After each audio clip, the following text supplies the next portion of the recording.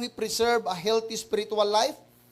Number 2, always stay connected and in fellowship with the brethren. Mababasa po natin ito sa verse 24 and 25. Look at verses 24 to 25. And let us consider how we may spur one another on toward love and good deeds. Verse 25, let us not give up meeting together as some are in the habit of doing. Let us encourage one another, and all the more as you see the day approaching. Amen. Kung gusto mong maging healthy ang spiritual life mo, mahalaga na wag mong kakaligtaan ang pagdalo ng mga pagtitipon. Amen po ba? Pag hindi ka na nagdadalo, magkakaroon ka ng problema, manghihina ka talaga. Okay? Magsasuffer ang iyong spiritual life. At umpisa po ito ng pagiging unhealthy. Di ba? Pag unhealthy na yung spiritual life ng isang tao, kunting bagay, asar, galit, away. Pero kapag healthy ka, kahit awahin ka, okay, mayroon kang patience. Ano po ba? Mahaba ang PC mo sa pasensya. I-check mo yung isang tao kung healthy pa bang spiritual life mo. Minsan, asarin mo. Hello? Pag kayong madali na siyang mag-react at gusto nang mamato ng baso, kaysa, ano na yan, kung baka indication na po yan na medyo may problema na ang kanyang spiritual life. Kapag kayong wala ng gana sa pagbabasa ng Bible, kapag kayong wala ng excitement, di po ba? Sa mga pagtitipon or pagdalo sa mga pagtitipon. So, domino effect, mga minamahal kong kapatid. Pwede pong mangyari yan.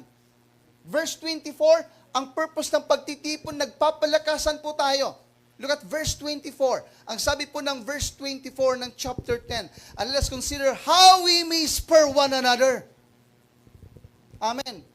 Nagpapalakasan po tayo.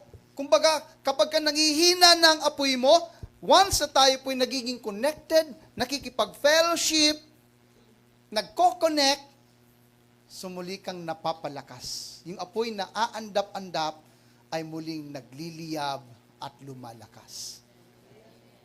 Amen. Kaya hindi po pwedeng maging excuse po natin na okay naman ako kahit hindi ako nag-church. Hindi po ako naniniwala dyan. This is not biblical. Ano ho? Po pwedeng okay ka sa sarili mo, sa paningin mo, pero sa kalooban mo, mayroon ng problema talaga na nangyayari. Mayroon ng depekto ang iyong spiritual life. Dahil ang healthy ang kanyang spiritual life, ay talagang nangyayari sa kanya yung mga prutas ng Espiritu Santo. Amen po ba? Kaya mahalaga yung verses 24 to 25. Kung gusto po natin na ma-maintain yung pagiging healthy sa ating pong spiritual life. Kaya na-bless po ako sa mga kakapatiran po natin. Amen. Na kahit malalayo ay talagang mayroon silang desire at mayroon silang commitment. Amen. Na maglingkod at sumamba sa Diyos. Kanina si Aaron, tinanong ko, saan ka ba galing bro? Parang na-late ka yata ng ilang minutes. Sabi ni Aaron, Pastor, galing pa ako ng Santa Cruz. Mantakin mo, from Santa Cruz. Nauna pa sa atin.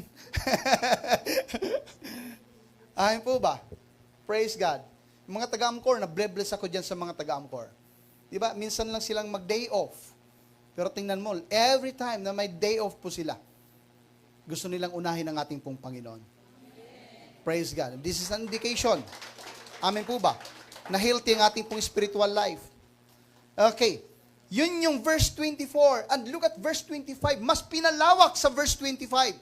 Anong sabi po ng verse 25? Let us not give up meeting together. Anong ibig sabihin? Huwag mong ipagpapalit. Let us not give up. Huwag mong iseset aside. Kahit marami kang mga appointments. Di po ba? Kapag ka Sunday, ako'y nagtataka. Ang daming po pwedeng maging appointment natin or outing natin, bakit lagi nating itinatapat kapag ka Sunday? Pastor, yun lang kasi ang day off. Sunday lang. Pero alam nyo, pwede kang gumawa ng paraan. Amen. Pag na-miss mo ang isang Sunday, pwede mong makasanayan yan. Okay na pala, kahit di pala ako mag-attend kapag ka Sunday, mayroon na palang online. Kapatiran natin sa ibang bansa, okay lang mag-online. Amen. Hindi naman kayo makakarating dito. So mag-online po kayo. Pero believe ako dyan sa mga kapatiran natin sa ibang bansa. Kapag ka nag-online yan, cancel ang lahat ng gawain. At nakafocus talaga yan sa online. So always stay connected. And in fellowship with the brethren. Sa Bible, yung salita pong fellowship, it came from the word koinonia. Okay. Koinonia. Pag sinabi pong koinonia, yung sama-sama yung mga kapatiran na nagfe-fellowship. Amen. Nagmamahalan, nagkakaisa, nananalangin, nagkakainan. Kaya ang lawak po ng fellowship sa Bible. Madalas nating gamitin yung salita pong, tell me who your friends are, and I will tell you who you are. Pero minsan naniniwala po talaga ako dyan. Ano ho? Dahil ang isa sa malaking factor ng transformation at pagbabago ay kung sino po yung lagi po nating nakakasama sa buhay. Nakakapagbigay sa atin ng malaking influence. Yung nai-influensyan ka, yung nangihina ka na. Ako, na-experience ko po yan dati. Kahit nung bago pa lang ako, yung nangihina ako, ang daming mga temptations, once na ako'y nakikipag-fellowship, muli akong nare-restore. So, tingnan na lang natin yung situation na kapag hindi po tayo nag-connect at hindi po tayo nakipag-fellowship, ano kayong mangyayari sa atin? O pwedeng mag-isa ka na lang na lumalaban sa mga situations, sa mga troubles mo. Okay? Pero kapag kasama-sama, mas napapalakas po tayo. Two things are mentioned here that are accomplished when believers gathered together. Number one, they stimulate one another toward love and good deeds. Christians who are inward-looking are usually good only for themselves. Okay, gusto kong ipakita yung part na ito. Ano ho? Yung kahalagahan ng fellowshipping. Na kapag mayroon po tayong connection at nakikipag-fellowship po tayo, kapag ka-connected po tayo sa church, sa isa't isa, mga minamahal kong kapatid, natuturuan po tayo ng totoong attitude. Na-adapt po natin yung spirituality ng church, ng mga kapatiran. Nahahawa po tayo sa kanilang kabanalan. Maging yung ating pong pananalita, nai-influensyahan. Tingnan mo lang, mayroon kang isang kasama sa labas na ang hilig magmura. Later on, natututo ka na rin magmura. Di po ba? Na-adapt natin yung kanilang mga ginagawa. Dahil tayo, yun yung kainahan ng tao. Madali po tayong mahawa. Kapag hindi po natin nakakaligtaan ang pagdalo ng mga pagtitipon, so natuturuan po tayo ng magmahal ng tama, ng gumawa ng tama, kumilos ng tama. Nagiging aware po tayo sa ating pong mga sarili. May mga Kristiyano na pwede namang sabihin, okay naman yung puso ko. Okay naman yung kalooban ko. Kaya kapag may kinumusta ka sa labas na hindi na active, yun yung kanilang laging response. Okay naman ako. Pwedeng tingnan na okay ka sa iyong sarili lang, pero hindi ka na pala okay sa harapan ng Diyos. Like the Church of Ephesus. Di po ba? Okay naman sila, pero nakita ng Panginoon sa verse 4, hindi kayo okay. Mali ng puso mo. Mali ng kalooban mo. Hindi mo na ako mahal tulad ng dati, sabi ng ating Panginoon. Yung mga panahon na natatakot ka na, nangangamba ka na, nanghihina ka na, and every time na mayroon po tayong mga Bible studies, so doon nare-recharge po tayo, nare-refresh po tayo. Alam niyo po ba yung mga places ng mga pinagtitipunan ng unang mga Krisyano ay hindi po air-conditioned. Okay? Kadalasan ay yung mga catacomb. Kadalasan ay yung mga lugar na nasa kuweba po sila at nagtatago. Maging sa ibang bansa, sa mga persecuted na nations like China, like North Korea. Pasalamat po tayo na hindi po tayo ipinanganak sa ganitong klaseng mga lugar. Dahil doon talagang nasa underground yung fellowship ng mga Christians. at madidetermine mo talaga kung sino ang may pananampalataya sa Diyos. Dahil kahit isuong niya ang kanyang buhay, kahit may risk, ang kanyang safety, ang kanyang life, willing po siyang pumunta sa church at sumamba at maglingkod sa ating pong Panginoon. Minsan doon po natin makikita yung totoo at seryosong may pananampalataya sa Diyos. Kapag ang pinag-uusapan na ay yung inconvenience po natin. Kapag ang pinag-uusapan na yung sacrifice. Kaya mo bang magsakripisyo para sa Diyos? Kaya mo bang i-give up at ipagpalit yung mga schedules po natin for the sake na makikipag-fellowship po tayo sa ating pong mga kapatiran. Sa verse 25, na ang sabi po ulit, basahin nga po natin, ang sinasabi po ng verse 25 sa ating pong context, okay? Let us not give up meeting together. Ginamit yung salita pong give up. Kasi minsan, di po ba? Madalas po tayong mag-cancel ng ating pong schedule sa church. At marami po tayong mga reasons. Kaya lang, ang sabi po nila, pag may gusto, may paraan. Kapag kaayaw, may dahilan. So people hear the word and testimonies of the others. Another, na nangyayari kapag tayo po'y active at connected sa mga Bible studies. They pray for others and get prayed for them. Diba? Yung maipag-pray ka, may panalangin ka dahil may mga battles kang pinagdadaanan, ang laking bagay niyan, ang laking tulong niyan para mas mapalakas pa tayo. Let us not just attend the Sunday worship service, but be members of the ministry or small groups. Amen. Wag lang tayong magiging attendees or attenders. Especially sa worship service po natin. Dapat hindi lang tayo nandito para mag-attend. Dapat maging member po tayo. Dapat mag-connect po tayo sa mga ministries.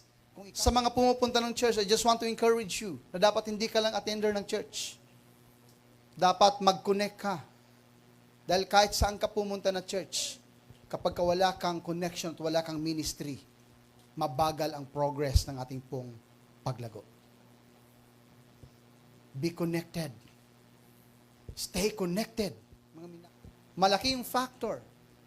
Kung paano po tayo lalago at unlad sa pananampalataya, may kinalaman po ito sa ating pong connection sa church. Kaya mayroon pong small group po tayo. Mayroon po tayong mga ministries, mga minamahal kong kapatid.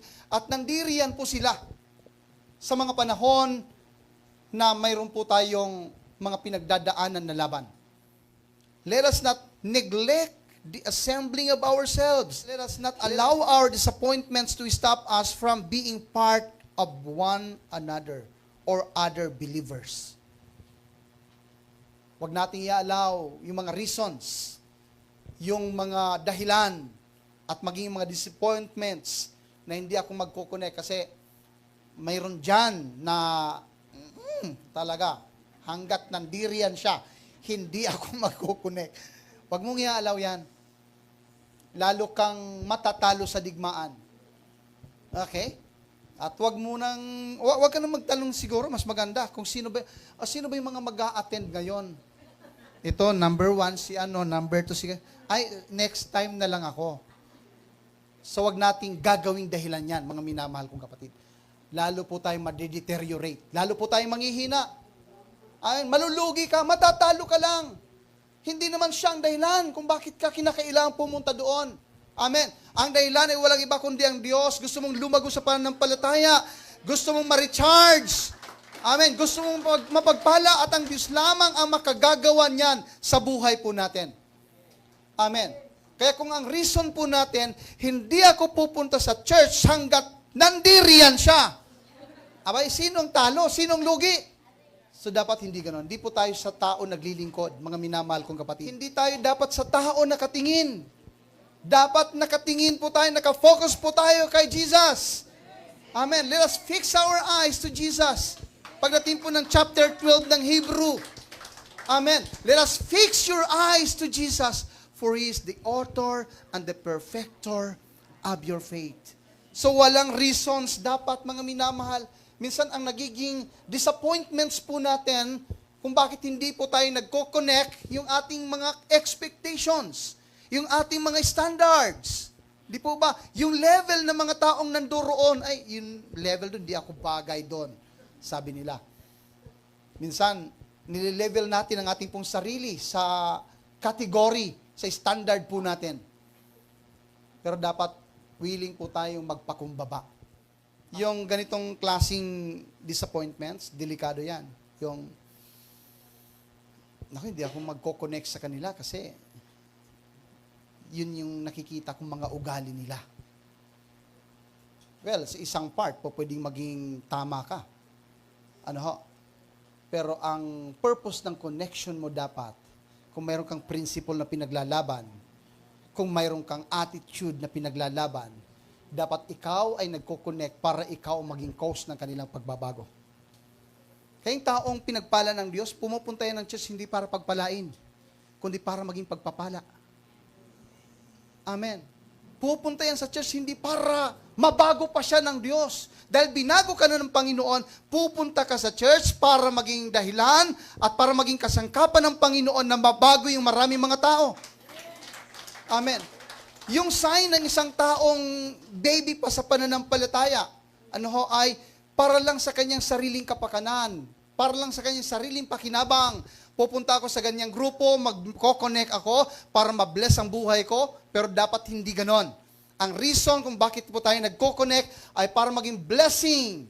Amen. Para maging pagpapala sa iba. At kapag kaganon ang ating pong principle, hindi po magiging dahilan ng iba't ibang mga reasons. Yun po yung isang healthy na indication ng spirituality ng buhay ng isang Kristiyano. Mayroon po tayong kanya-kanyang mga kahinaan, mga flows sa buhay. Okay? Pero ang nagagawa po ng small groups sa atin, ng meeting together, ng koinonia, ng fellowshipping, ang nagagawa po dyan, mga minamahal kong kapatid, ay ang malaking transformation sa ating pong spiritual life. Believe me, kapag wala kang connection, ang bagal ng progress, ng maturity at growth ng buhay po natin. So be connected. Amen. Lagi po tayong mag-connect. Magkaroon tayo ng desire. Lumaban sa lahat ng mga challenges at sa lahat ng mga reasons. Dahil ito ang nararapat at ito ang sinasabi ng Bible na huwag ninyong kakaligtaan ang pagdalo sa inyong mga pagtitipon, kagaya ng ginagawa ng ilan upang palakasin ang isa't isa.